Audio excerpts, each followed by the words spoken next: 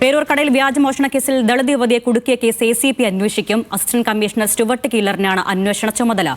Thiruvananthapuram cantonment ACP ആണ് Stuart Keeler. VS Anurag ചേരുന്നു വിവരങ്ങൾ നൽകാൻ. അനുരാഗ്, ഏത് സാഹചര്യത്തിലാണ് ഈ കേസ് ACPയുടെ അന്വേഷണ പരിധിയിലേക്ക് എത്തിയത്?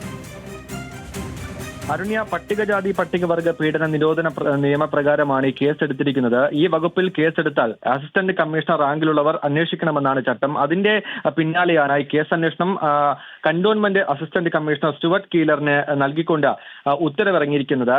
നേരത്തെ തനിക്കെതിരെ വ്യാജ പരാതി നൽകിയവർക്കെതിരെ നടപടി വേണമെന്നാവശ്യപ്പെട്ട് ബിന്ദു പേരൂർക്കട പോലീസിൽ പരാതി നൽകിയിട്ടുണ്ടായിരുന്നു. തുടർന്ന് ബിന്ദുവിനെതിരെ വ്യാജ പരാതി നൽകിയ ഓമന ഡാനിയൽ, മകൾ നിഷ, കസ്റ്റഡിയിലെടുത്ത SI പ്രസാദ്, ASA പ്രസന്ന എന്നിവരെ പ്രതിയാക്കി കേസെടുത്തിട്ടുണ്ടായിരുന്നു. കഴിഞ്ഞ ഏപ്രിൽ 23-നാണ് ഈ സംഭവം ഉണ്ടാകുന്നത്.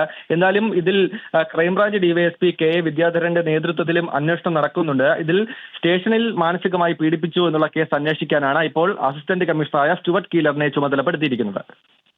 ശരി, അനുരാഗാണ് തിരുവനന്തപുരത്ത് നിന്നും വിവരങ്ങൾ നൽകിയത്.